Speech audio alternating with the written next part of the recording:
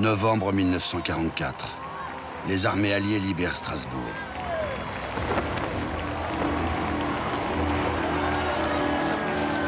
Après 4 ans d'occupation, la France est libérée. Mais une semaine après la liesse, les soldats américains découvrent une scène d'horreur. Dans les réserves de l'Institut d'anatomie de l'Université du Reich de Strasbourg, 167 morceaux de corps humains et 17 corps entiers conservés dans des cuves. Cette découverte macabre est ce qui reste d'un projet secret de la NNRBE, le centre de recherche scientifique de la SS.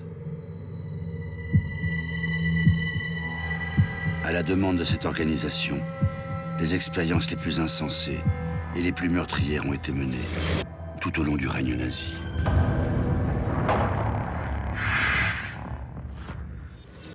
De l'inoculation de virus mortels à des êtres humains, aux expéditions ethnologiques les plus lointaines, en passant par la recherche du marteau de Thor auquel rêvait Himmler, les savants allemands qui étaient parmi les esprits les plus brillants du XXe siècle ont sombré dans les ténèbres.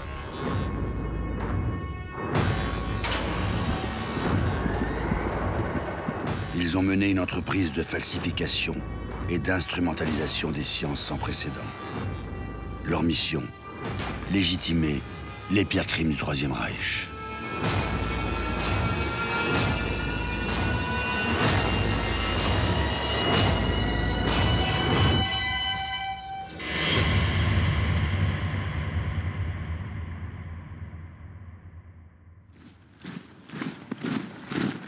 Depuis l'avènement du Troisième Reich, la science allemande à travers la NNRBE s'est transformée en une science du mensonge et de conquête. Avec le début de la guerre, les scientifiques allemands accompagnent les unités combattantes. Ils justifient scientifiquement les annexions, les pillages et même les massacres.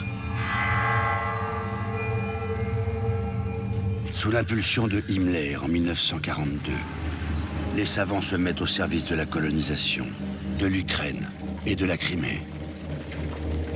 Des colons d'origine allemande s'y installent sous bonne garde.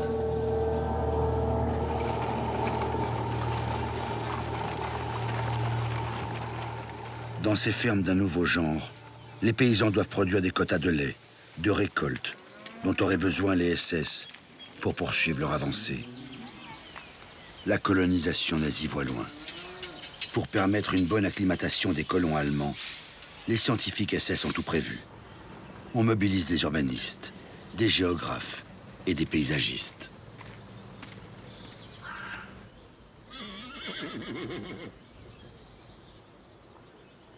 Il va falloir implanter de nouveaux types d'arbres qui ne sont pas là. On va falloir amener des animaux. Il va falloir recréer une architecture qui n'existe pas. En fait, on va transformer le paysage en un paysage de type germanique, du moins celui qu'on imagine comme tel.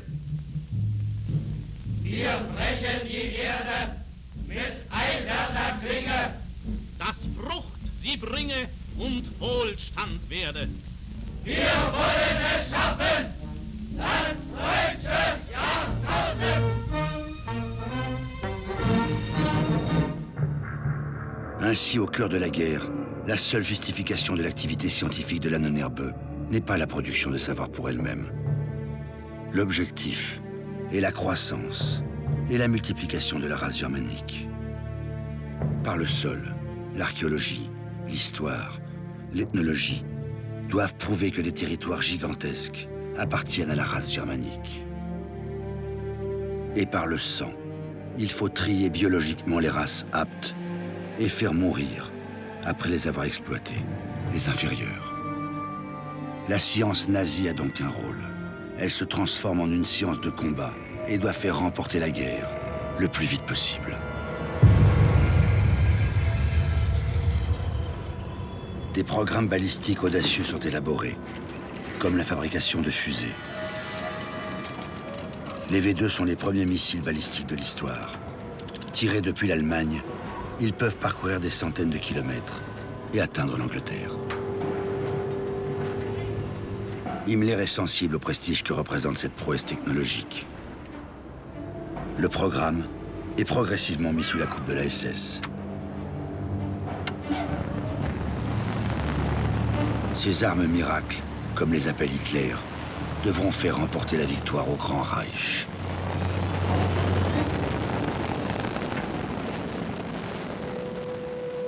En 1943, il est décidé que ce seront les détenus des camps de concentration qui produiront les pièces constitutives de ces fusées. Le site de production est établi dans le camp de Dora, en Thuringe. Dora devient synonyme pour les dizaines de milliers d'esclaves du Reich d'un martyr sans nom. On y vit dans des tunnels souterrains humides où règne en permanence une température de 8 degrés.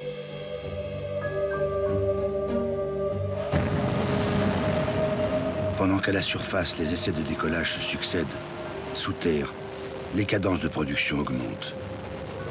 Les déportés meurent, chaque jour un peu plus vite, sur les chaînes de montage.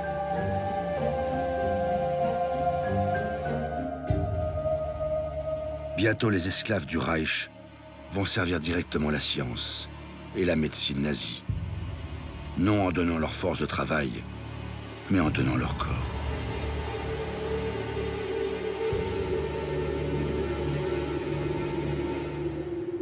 Toute la médecine allemande, sous le national-socialisme, va être au service de ces armées. On dispose, dans les camps de concentration, d'un vivier humain absolument extraordinaire pour des chercheurs, dans la mesure où on ne respecte pas les membres de ce vivier. Et c'est une occasion unique pour la médecine allemande de pouvoir lancer des expériences qui seraient à la fois utiles à l'armée, aux armées, et à la fois utiles à la science. Dans le camp de Dachau, le docteur Sigmund Rascher, membre de la NNRB, demande l'autorisation à Himmler d'utiliser des déportés des camps de concentration pour ses expériences. Himmler, bien sûr, approuve. Pour préserver et accroître la race, tout est permis.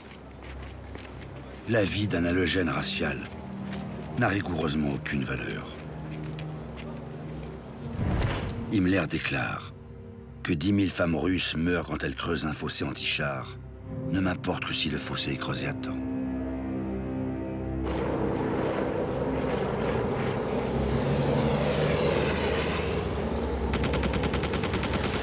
Sigmund Rascher met ses connaissances au service de l'aéronautique. Le docteur veut découvrir combien de temps peut survivre dans l'eau glacée un pilote allemand abattu en mer du Nord. Rien de plus simple.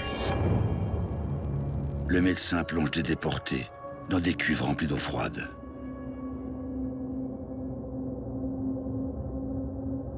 Des cubes de glace sont ajoutés régulièrement pour maintenir une eau entre 0 et 10 degrés. Rascher calcule au bout de combien de temps les déportés meurent. Il mesurait la température du corps grâce à une sonde rectale.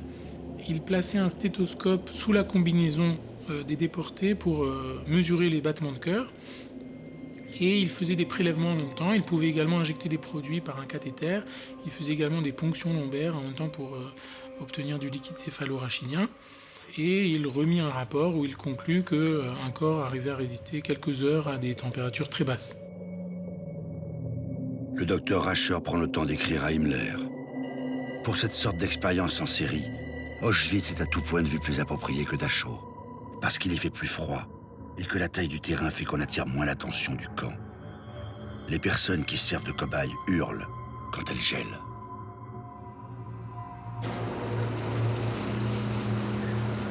Les scientifiques allemands sont équipés de tout le matériel nécessaire pour entraîner les meilleurs aviateurs aux plus extrêmes conditions de pilotage.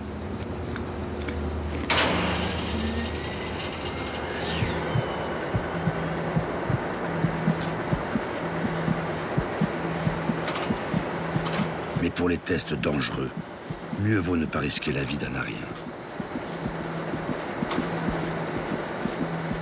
If you try to beat British airplanes, which have the capacity to fly very high and bomb German cities, then you have to invent a plane in Germany that can fly even higher to shoot down these British planes.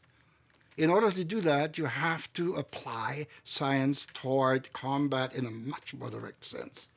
What do? You go to Dachau, you get yourself a pressure chamber, you put some Jews and Catholic priests from Poland in there, and artificially dry them up and see how much pressure they can bear. See when they die. Les déportés souffrent.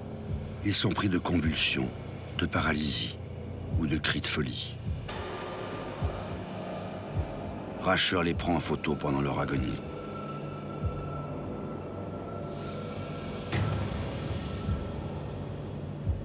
Il mesure scrupuleusement le temps que les organes de ces corps, soumis à ces conditions, mettent à éclater ou imploser.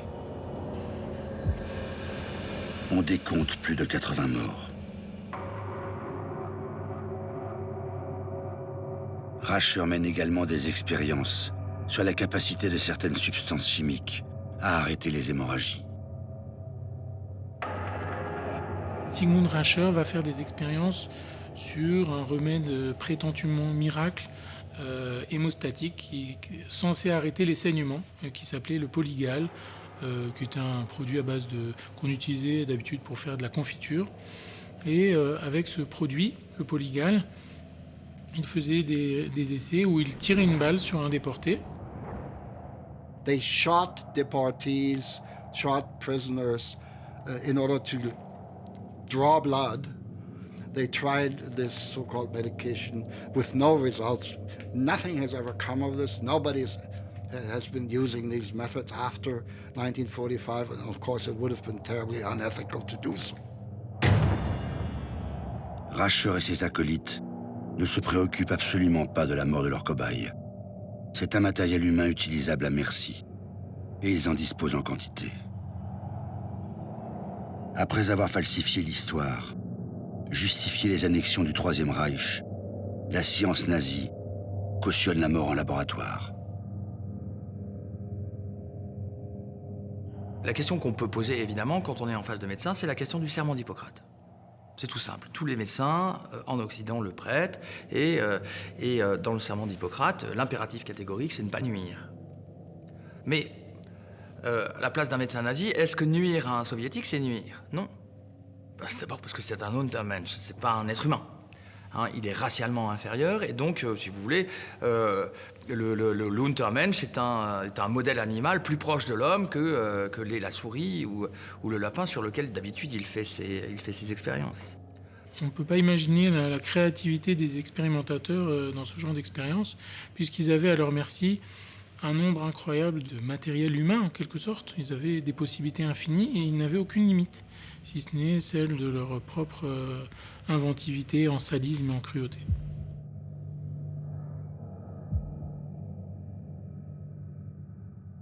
Alors que les pires expériences se déroulent dans les laboratoires nazis, la guerre à l'Est se poursuit. Mais l'attaque de la Russie pose un problème aux tueurs de la SS. Ils ont des doutes. Comment différencier les Slaves, les Aryens, les Juifs, dans un territoire qui compte des dizaines d'ethnies, toutes différentes? Des scientifiques sont envoyés dans les régions concernées pour identifier les populations juives. Des anthropologues, comme le docteur Fleischacker, doivent donner des réponses claires aux SS sur qui il faut épargner et qui il faut exterminer.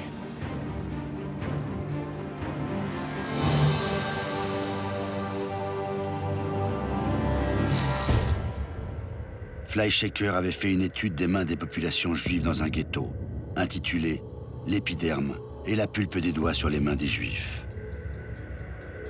Sa conclusion: les mains des Juifs prouvent très clairement que ces derniers n'ont rien de commun avec les Européens.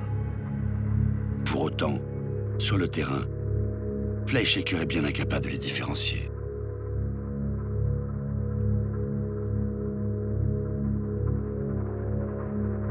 Pour résoudre ce mystère, les hommes de l'Ahnenerbe vont commettre l'une des pires atrocités de la guerre. Bruno Beguer, le brillant anthropologue qui avait participé à l'expédition au Tibet 3 ans plus tôt et mesuré des centaines d'Asiatiques, va glisser dans les ténèbres. À l'instar des autres scientifiques du Troisième Reich, il va être impliqué dans un crime de masse. Bruno Beguer a une obsession. Qui est juif? Et ça, Himmler va nourrir cette obsession parce que pendant toute la période de guerre, on ne va pas pouvoir répondre à cette question essentielle, qui est juif, comment identifier un juif? This was something Beger wanted to rectify. He wanted to present to Himmler a chart with numbers and measurements and scales and say, look, Reichsführer, here we have solved the problem. And of course, behind all this was always the urge to be promoted, to benefit personally, and to get a chair at a university. À la demande de Wolfram Sievers, le patron de l'Ahnenerbe, Bruno Beguer va travailler avec le professeur August Hirt. Hirt est un anatomiste réputé. Ancien soldat de la Première Guerre mondiale, gueule cassée, il dirige la Reich Universität de Strasbourg. Pour pouvoir identifier les Juifs, les deux hommes conçoivent un projet. Il faut constituer une collection de squelettes juifs. Le 9 février 1943, ils écrivent à Himmler. Nous possédons des crânes de presque toutes les races et tous les peuples. Mais peu de crânes juifs sont disponibles pour la science. La guerre à l'Est nous donne l'opportunité de combler ce vide avec des crânes de commissaires judéo-bolcheviques qui représentent une caractéristique repoussante de sous-humanité. Hirt pensait que son institut était le lieu le plus propice pour constituer cette collection anatomique juive, dont évidemment l'arrière-pensée, mais qui n'est pas dit clairement dans sa lettre, était qu'au final il n'y aurait plus de juifs après la guerre et qu'il fallait en conserver une trace sous une forme de musée, comme on conserverait une trace d'une espèce disparue d'animaux dans un musée zoologique. Au nom de la science, va être préparé, organisé, planifié un mini-génocide. Il sera effectué non par des tueurs assoiffés de sang, mais par des scientifiques reconnus. Après plusieurs mois d'échanges administratifs sur la collection de squelettes, Wolfram Sievers, patron de l'Ahnenerbe, reçoit le feu vert de Himmler pour que le professeur Hirt dispose de tout le matériel humain qu'il demande. Pour sélectionner les cobayes, le 7 juin 1943, Bruno Beguer se rend dans le plus grand complexe concentrationnaire du Troisième Reich, Auschwitz-Birkenau.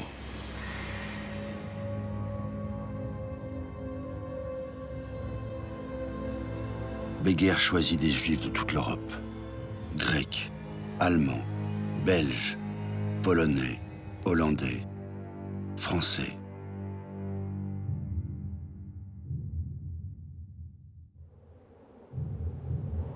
Les cobayes sont sélectionnés en fonction de leur origine et de leur état de santé. On leur promet un meilleur traitement. Mais ils ne vont pas être assassinés à Auschwitz. Le camp situé en Pologne occupée est trop éloigné de l'université du Reich de Strasbourg, où exerce le professeur Hirt. Le temps de transporter des corps sans vie abîmerait les cadavres qui commenceraient à se décomposer. Qu'à cela ne tienne, Bruno Beguer et Wolfram Sievers obtiennent le transfert de ces déportés. Un train est réquisitionné. Les cobayes sont convoyés de Pologne au camp de Natzweiler-Struthof, situé en France occupée, près de Strasbourg, pour y être assassinés. Après 2 jours de voyage épuisant, ils arrivent en Alsace.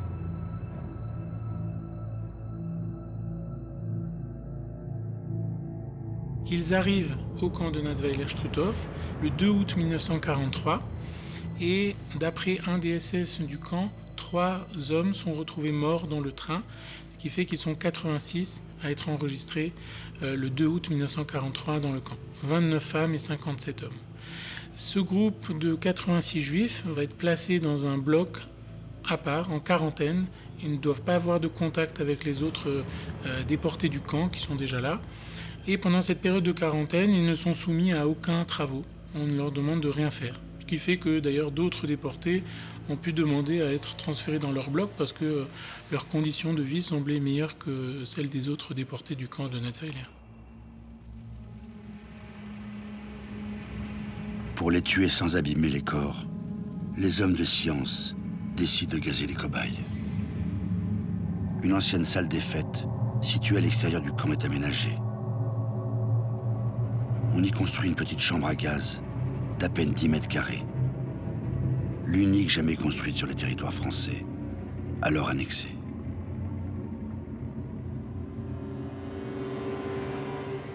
C'est le seul cas dans l'histoire de la Shoah où une chambre à gaz a été aménagée uniquement pour des expériences raciales. Et elle a donc pour but, cette chambre à gaz, de détruire ces personnes qui viennent d'Auschwitz, et uniquement cela.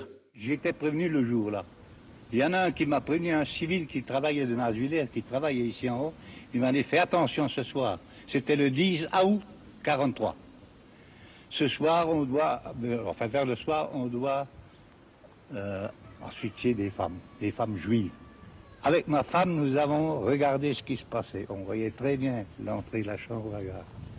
Et c'est là, quand on a vu qu'ils descendaient avec la Mina, une voiture qu'ils appelaient la Mina, ils ont amené les femmes. Et c'est là qu'elles ont été gazées. Là, nous avons entendu les cris, et lorsque nous avons entendu les cris, nous en savions assez. C'était une affaire de secondes, pas des minutes, des secondes. Les cobayes sont tués par petits groupes. En tout, 57 hommes et 29 femmes sont gazés. Pour la science.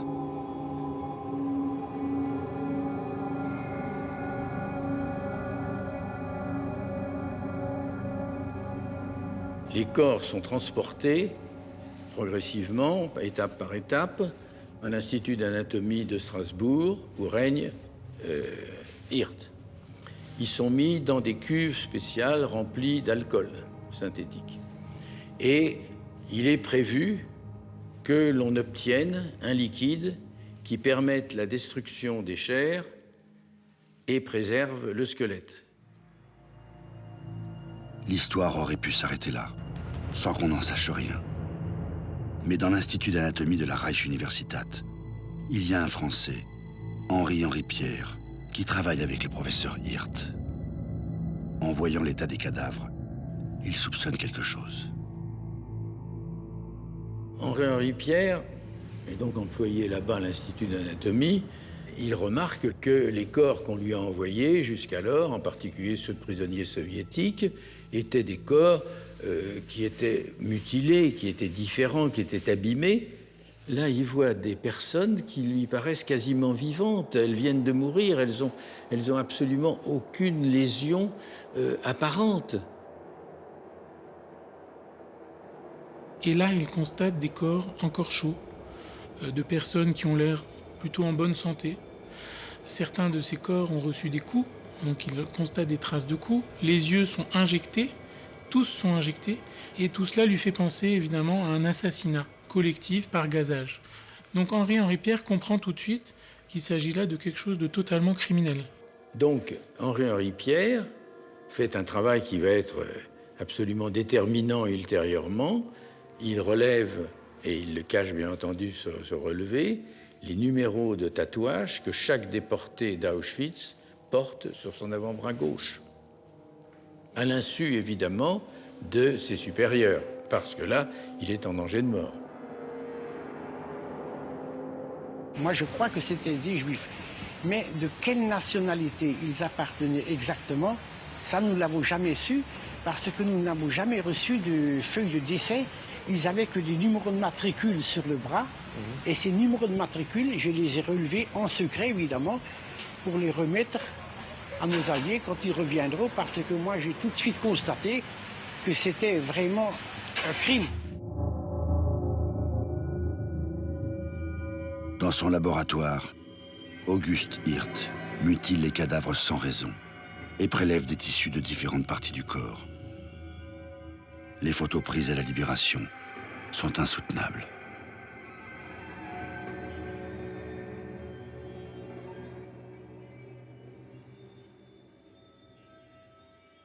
À l'arrivée d'Hitler au pouvoir, les archéologues nazis recherchaient des squelettes. 10 ans plus tard, ils les fabriquent. On est, à mon avis, au fond de l'abomination de l'histoire du national-socialisme. Jamais le délire raciste n'a été poussé aussi loin que dans l'affaire d'expérimentation de Hirt. Le projet de Auguste Hirt est tout à fait symbolique de tout ce qui a été fait de criminel par les scientifiques sous le nazisme. Parce que, à la fois, on a tué des juifs qui venaient de toute l'Europe. C'est une sorte de résumé, de condensé de ce qu'a été la Shoah, une tragédie des juifs, de l'extermination de toute l'Europe. Et en même temps, on est à l'apogée du projet scientifique criminel des nazis, c'est-à-dire qu'on ne considère plus l'homme comme un être humain, mais comme du matériel dont on peut faire ce qu'on veut. On a assassiné des gens qui étaient en bonne santé, qui n'avaient aucune maladie, simplement pour les transformer en pièces de musée. Voilà l'horreur de la médecine nazie, résumée en une seule expérimentation, en un seul projet criminel. The skulls, the skeletons, nicely arranged, numbered, booked in a book, to scientificize it, to get a scholar's knowledge out of mass murder in this very specific way is the absolute gist of the lowest depth of perfidy. Pendant ce temps, en 1943, le destin du Reich vacille.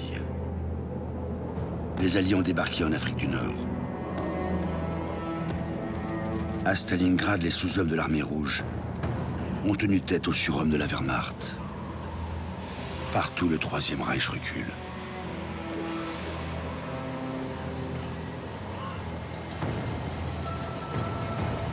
Mais la défaite programmée du Reich n'empêche pas la science nazie de poursuivre ses expériences dans tous les camps de concentration.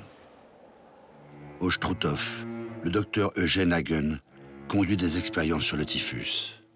Il injecte le virus dans le corps de Tzigan, qu'il a fait venir d'Auschwitz. Le docteur Otto Bickenbach, lui, conduit des expériences avec le gaz phosgène. Il met ses cobayes au contact de ce gaz de combat. À Auschwitz, le docteur Karl Klauberg expérimente la stérilisation de femmes en leur injectant des matières toxiques dans l'utérus. Des centaines décèdent.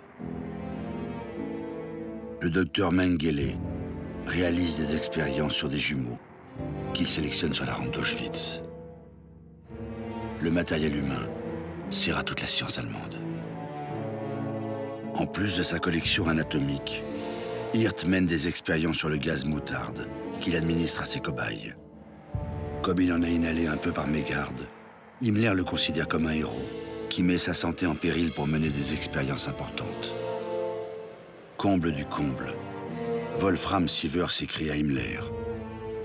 Hirt n'a pas ménagé sa santé, et on peut même le considérer comme une victime de la science, car ses travaux concernent un domaine tellement nouveau qu'on ne peut éviter les risques.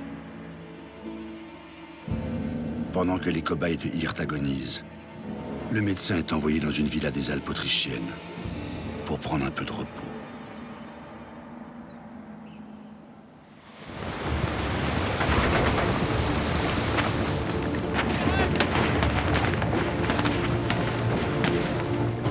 Le 6 juin 1944, les Alliés débarquent sur les côtes de Normandie.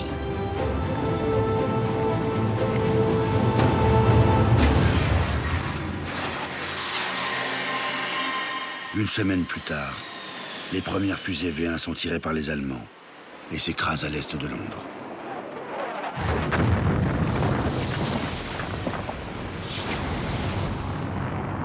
Quelques mois plus tard, ce sont les V2, de véritables missiles à décollage vertical, qui s'écrasent en territoire britannique. Pour beaucoup d'Allemands, les scientifiques nazis ont inventé l'arme miracle, qui permettra de l'emporter. Mais ces bombes volantes n'inversent pas le cours de la guerre. Beaucoup manquent leur cible ou explosent avant leur décollage.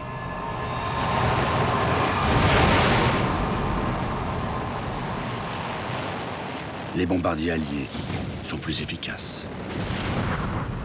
Alors que les villes allemandes s'embrasent et que tout est perdu, Hitler encourage les Allemands à se battre jusqu'au bout.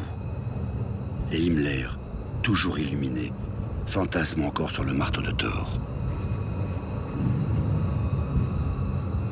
Himmler était dans sa bulle en quelque sorte, et il avait même imaginé, en 1945, au moment de la fin de la guerre, de faire un marteau de Thor électrique qui permettrait de brouiller toutes les communications entre les Alliés. C'est un des aspects de ses délires. Cette fixation sur le marteau de Thor et sa modernisation en est véritablement le reflet. Les Alliés avancent. En se repliant, les Allemands détruisent toutes les infrastructures et veillent à dissimuler les traces de leurs crimes. La Neunerbe se pose la question de la collection anatomique du professeur Hirt. Que faire des corps conservés à Strasbourg? Wolfram Sievers, le directeur de la Neunerbe, écrit le 4 septembre 1944 à Himmler.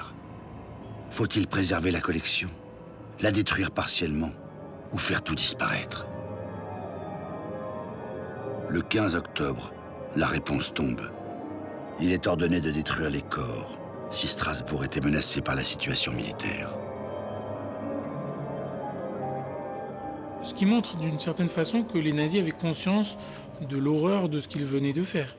Et ils avaient conscience que si on découvrait cette collection, ce serait un immense scandale, un tollé mondial pour eux. En novembre 1944, Strasbourg est libéré. L'émotion est considérable. Mais derrière la liesse et la joie, une découverte macabre glace les Alliés. Dans les réserves de l'université, les soldats découvrent des corps et des cuves entières de membres humains. Les travaux de Hirt.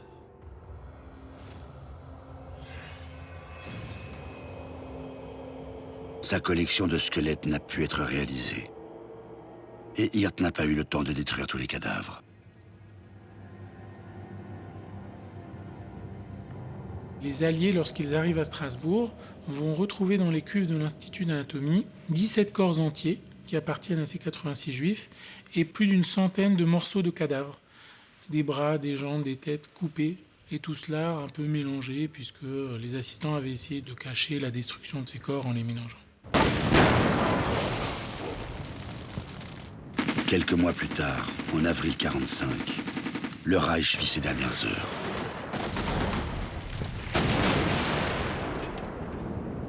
Dans son bunker, Hitler se suicide. Les consignes pour les membres de la Neunerbe sont les mêmes que pour toutes les autres institutions. Destruction des archives, fuite et disparition des personnels.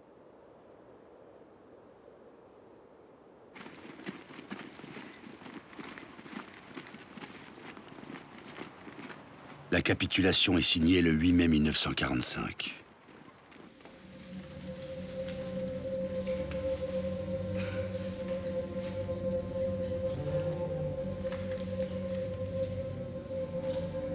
De nombreux dirigeants du Reich sont capturés et se rendent sans résister. Mais l'un d'entre eux manque. Heinrich Himmler se cache parmi les millions de réfugiés qui arpentent les routes et tentent de regagner leur foyer. Les contrôles se multiplient. Malgré ses faux papiers, Himmler est intercepté par les Britanniques. et interrogé. On le confronte à ses crimes, en lui montrant des photos de déportés, de camps de concentration, de piles de cadavres.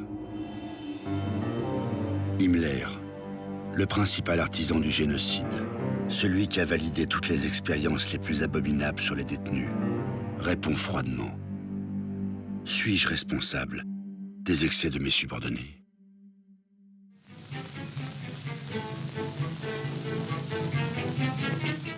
This is the house in Lüneburg where Himmler committed suicide. When he saw the game was up, he took the quick way out. It's a pity for the world that somebody didn't do it for him when he was born. 5 million deaths lie at this man's door. He and his SS represent an evil unparalleled in world history. This was Himmler's last killing. Himmler a eu le temps d'avaler une capsule de cyanure. Des officiers alliés examinent le corps sans vie. Ironie, un médecin réalise un moulage de sa tête. Exactement comme les anthropologues allemands l'avaient fait au Tibet ou dans les camps. Son corps est enterré dans la lande, dans un trou sans sépulture. L'Ahnenerbe disparaît, avec la SS et son chef.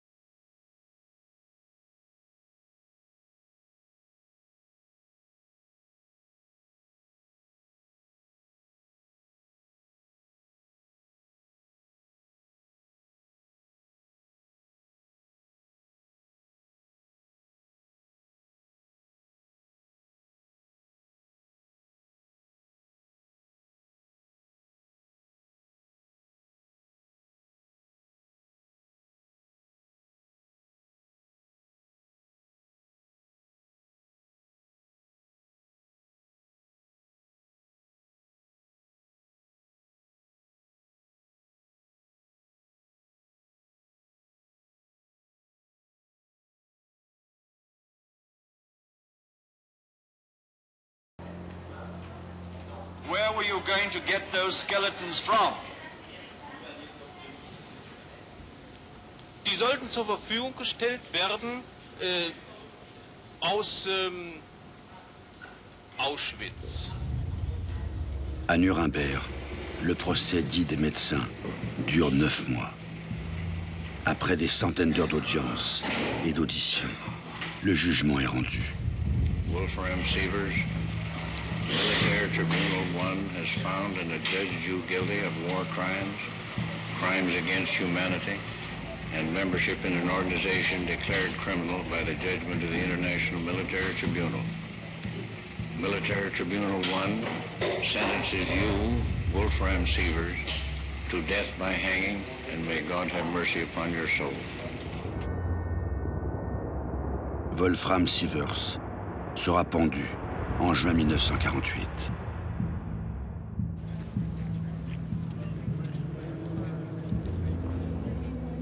Entre 1933 et 1945, les expériences médicales nazies firent près de 100 000 victimes. L'Ahnenerbe n'aura absolument rien prouvé. Tout n'aura été qu'un immense mensonge des scientifiques, envers eux-mêmes, envers le monde, et même envers le peuple allemand, qui aurait bien voulu croire en sa supériorité. Ce fut un immense gâchis intellectuel et humain, doublé de crimes sans nom. Victime collatérale, la science allemande elle-même.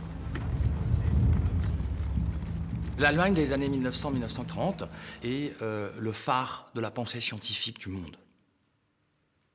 Max Planck, Einstein, Heisenberg, etc. Toute cette école, c'est le phare de la science occidentale et l'Allemagne est le pays numéro 1. En 1945 à 1949, c'est désormais les États-Unis qui, de Princeton, du Fermilab de Chicago et de Stanford, va diriger les grands progrès de la physique pour le demi-siècle. Il y a eu un demi-siècle allemand et les nazis l'ont ruiné. Ils l'ont ruiné en éliminant de façon très simple un tout petit pourcent de scientifiques et en étant un système suffisamment attractif pour que le reste de la communauté ne trouve pas la force de lui résister et plonge dans l'utopie. Well, how can you go anywhere with that sort of attitude if you weave racism into what is really objective materialism?